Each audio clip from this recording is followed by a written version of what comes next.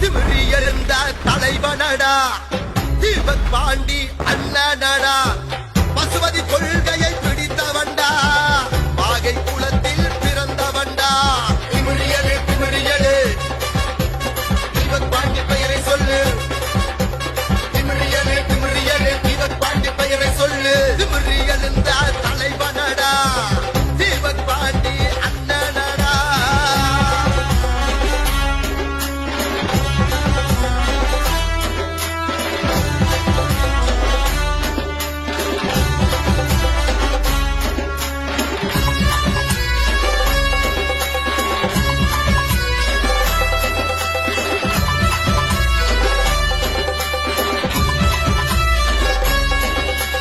தேவேந்திர குலத்தில் பிறந்தவர்